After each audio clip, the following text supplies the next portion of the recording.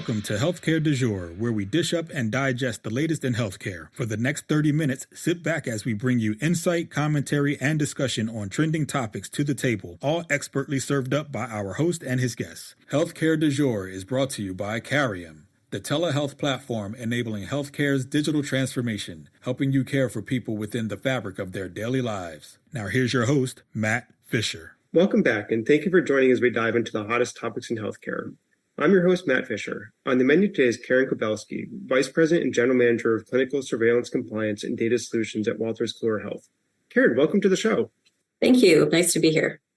So, Karen, what I always like to do before getting into the main part of the discussion is to give my guests a chance to provide more of an introduction in terms of who they are and what they do. So, Karen, the floor is yours. So my name is Karen Kobelski, and as you said, I'm the General Manager of a business unit at Wolters Kluwer. Wolters Kluwer is a global corporation, and our solutions are really expert solutions for professionals. So lawyers, doctors, accountants, nurses, and we really are about marrying expertise with software and workflow to make the lives of professionals better. And in my particular unit, we are responsible for clinical software solutions, so software that's used in the clinical workflow. And we recently acquired a company called Invistix, which is a drug diversion detection software company, because a lot of our customers are big health systems who use our solutions for compliance, as well as surveillance. And this is something that really kind of fits in between. It's surveillance of the population of the hospital, but compliance with drug DEA regulations and their own compliance about how they want to track drug diversion. So it was something that our customers were asking for. And it's something that we're really happy to bring, because it does really help improve the patient care. And that's what we're really all about at Wolters Kluwer, is making sure the patients get, the best care they possibly can. And hopefully our systems will help them do that. So kind of before diving into drug diversion in more depth, I always like to ask, what first got you into healthcare? Well, I've always been kind of a healthcare junkie, but my career path didn't take me in that direction. Initially joined Wolters Kluwer 20 years ago, and I was in the global risk and compliance business, more on the legal side. But we acquired a company about 11 years ago, a company called Pharmacy OneSource, that was in the same town that I was working for Wolters Kluwer, and they needed some leadership. And so I, took the chance. I'm like, hey, my chance to get into healthcare. So I moved into healthcare about 11 years ago. And, so never look back. I'm really enjoying, what I do, the ability to bring solutions that actually save lives, improve patient care. It's really meaningful. I mean, legal was fun. And as you know, but like this, I really feel like there's a tangible impact of what we do. So I'm excited I've been here for 11 years, had different roles in this organization, and just thrilled to continue to be able to do what I do. Yeah, those kind of words that you use definitely ring true, where it's, once you get into healthcare, you just don't want to look back, because exactly you can feel not only feel, but you can see the tangible benefit that so many different roles in healthcare can have on, so many different people just in your community and more broadly. Yep. So kind of, as you already hinted at, I think we're going to talk a lot about drug diversion today. So I think the first question is, what exactly is drug diversion?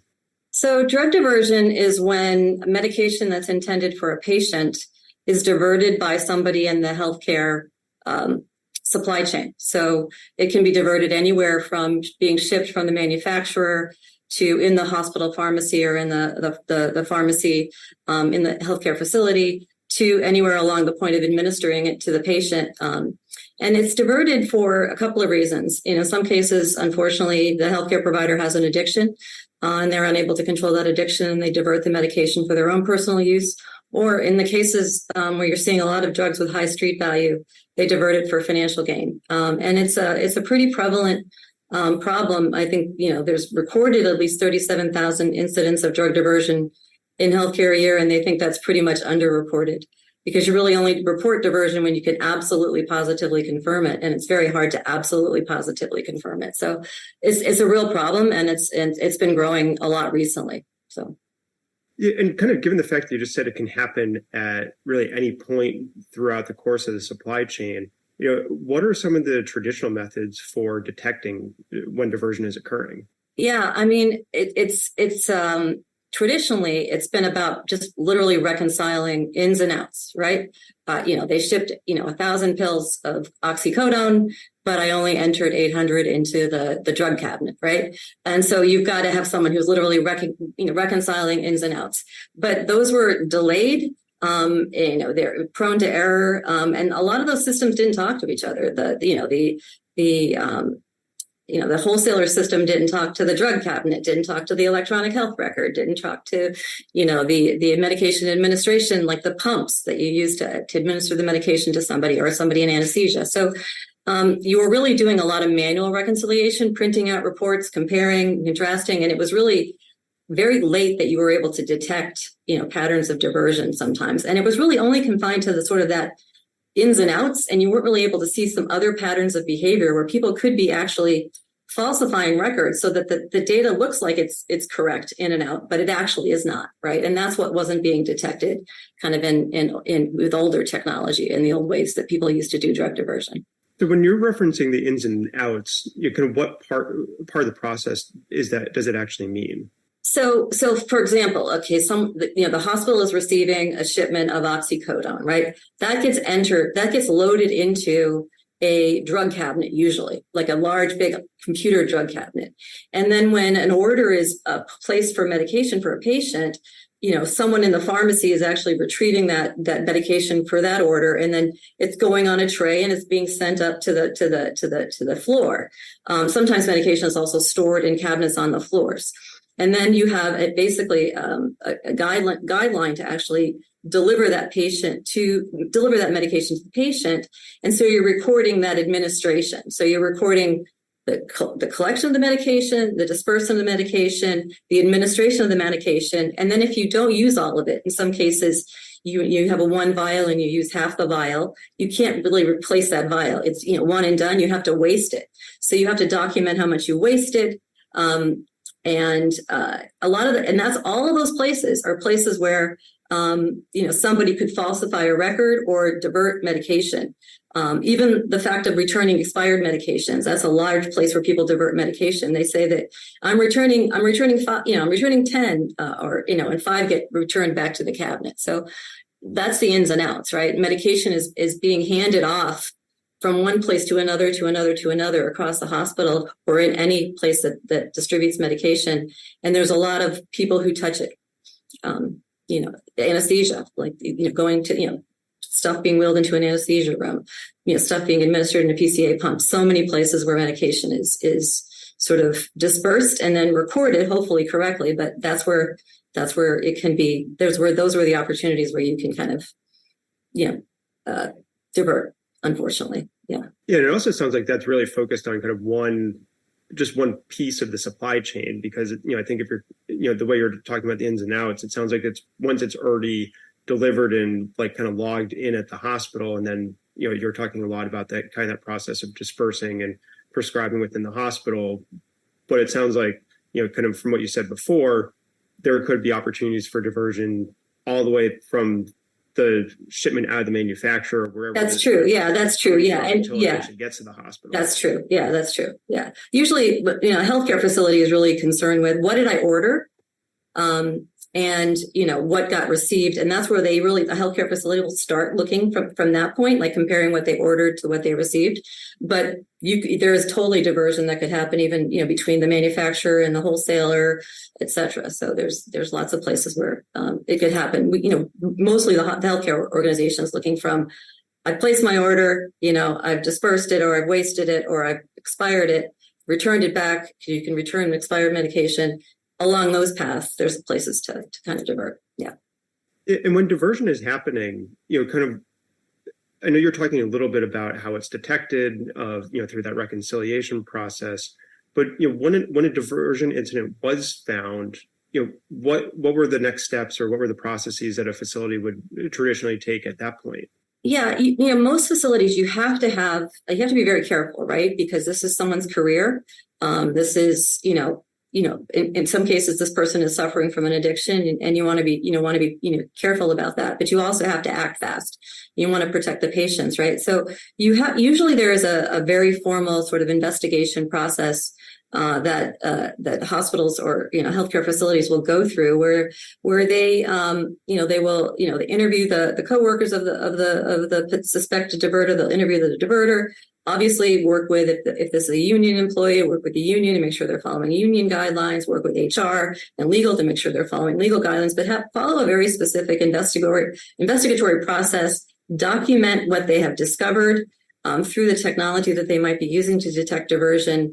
And then if once in many cases the diverter will confess. If you can catch it fast enough, and that's the important thing. If you can catch it early enough, you can redirect that employee to rehab, suspension with a rehab.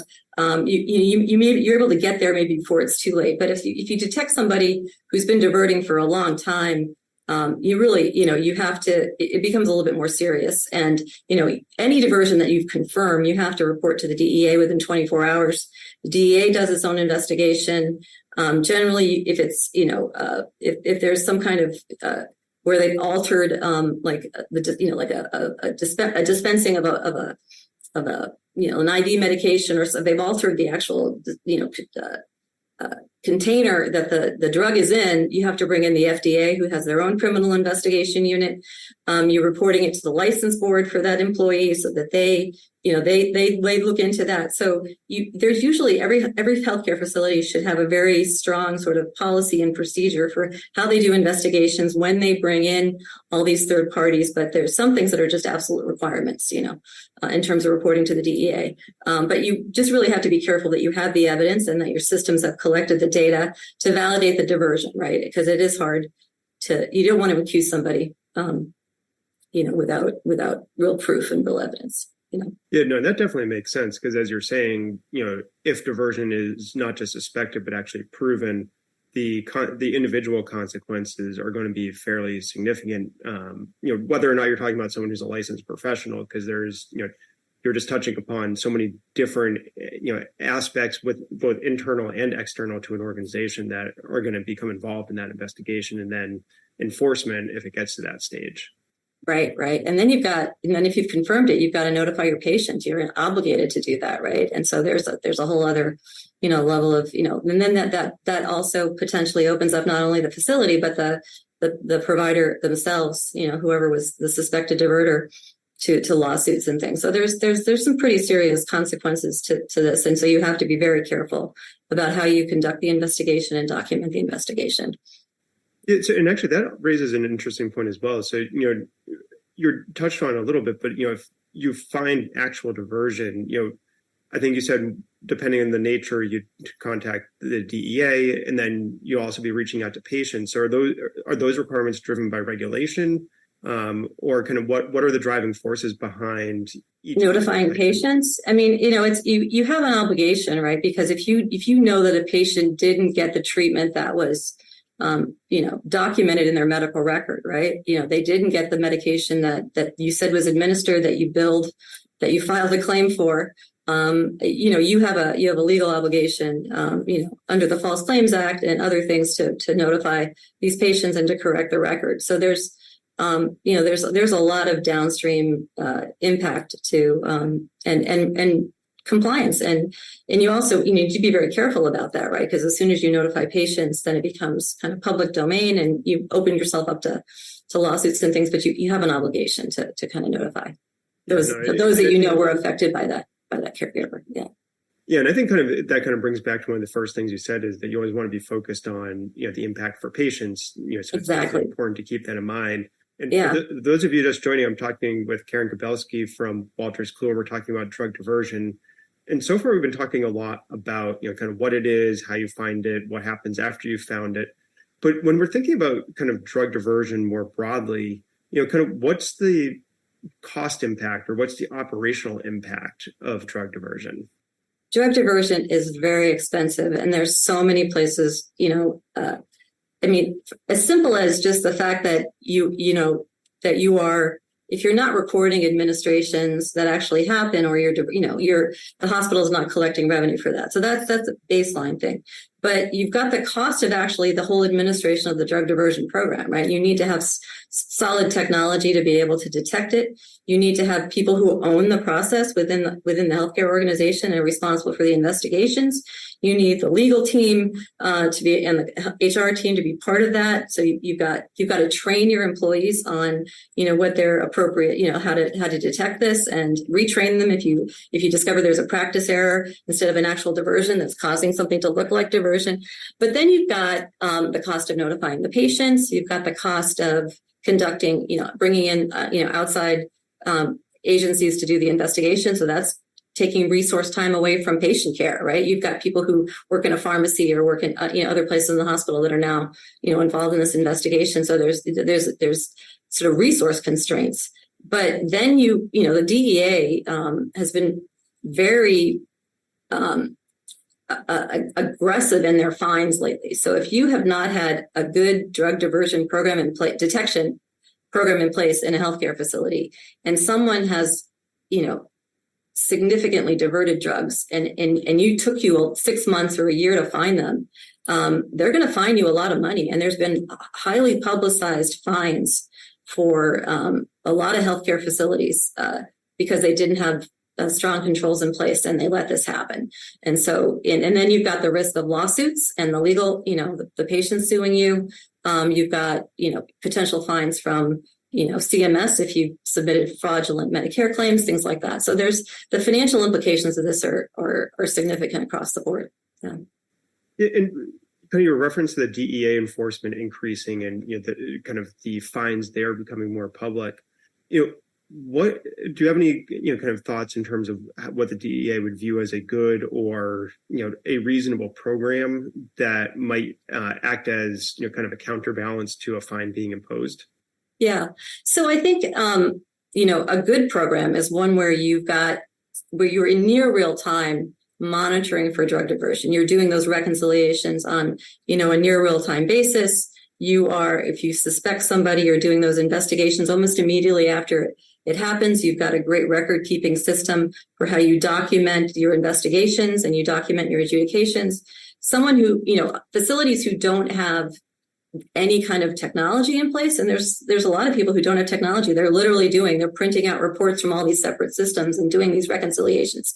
That's not really adequate, right? If you don't have someone who owns this problem in the hospital and who's responsible for drug diversion detection, they're not going to say that's an adequate program. If you only do it in a subset of the facility and not the whole facility, I mean, that was the issue with Yale, right? They had drug diversion, but in the main hospital and not in some of these clinics and things. So, anywhere you dispense controlled substances or someone is touching controlled substances, the DEA is going to say, hey, do you have good technology? Do you have documented processes and procedures? Do you have ownership of this?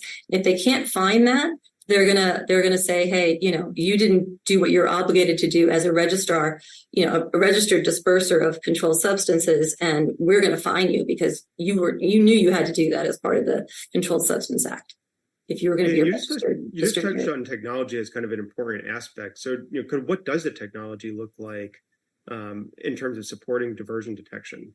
Yeah. So what we have, and this is, I think, where the technology has really evolved. It used to be, as I said, they would take sort of, it was a reconciliation, right? I would take data feeds from all these sources and I would reconcile. Now what we have is machine learning and artificial intelligence that where you've got known patterns of diversion behavior. Like, this is how people have diverted. And let me tell you, as soon as you figure out what someone is diverting and you kind of shut that down, someone else comes up with a new way, right? So there's always new ways of detecting, new ways of diverting, right? And so if you can identify those patterns, and what machine learning does is it basically says, okay, I need the following inputs from all these systems, right? I need information about pain scores, because pain scores, higher pain scores for one provider versus another is an indication of diversion. I need the information from the timesheets. If someone's doing all their medication administrations at the end of their shift, or they're getting medication out of the cabinet when they're not on shift, that is an indication. So there's all these patterns of behavior. So you've got to collect the data from all these systems, and then you've got to feed it through the machine learning that is looking for those patterns, and then it'll identify caregivers who, compared to their peers, have the highest evidence of likelihood of being a diverter. And it'll sort of identify, here's the pattern that we're seeing with this particular provider. Here's how it compares to a known pattern of drug diversion. Here's how often this has happened. And then that sort of gives you the starting point for going and investigating. And if you're getting all that data in real time, or near real time, you're able to do that when memories are fresh, when the incident just happened. Older technology, you do it at the end of the month and nobody remembers, what happened on the floor 3 weeks ago when someone, failed to document a medication administration or something like that. So the technology now being near real time, but also using the machine learning and to learn from new patterns of diversion. So if something does get, some new way of diverting is identified, you can build that into the machine learning, and you train it when there's a false positive, right? So if that's a false positive, the machine learns not to kind of flag that again. So the AI has really kind of helped this technology grow by leaps and bounds, whereas before it was very much just a reconciliation of ins and outs, and not the things that would be indicative of diversion that you can find when you're looking at things like pain scores or attendance records or things like that.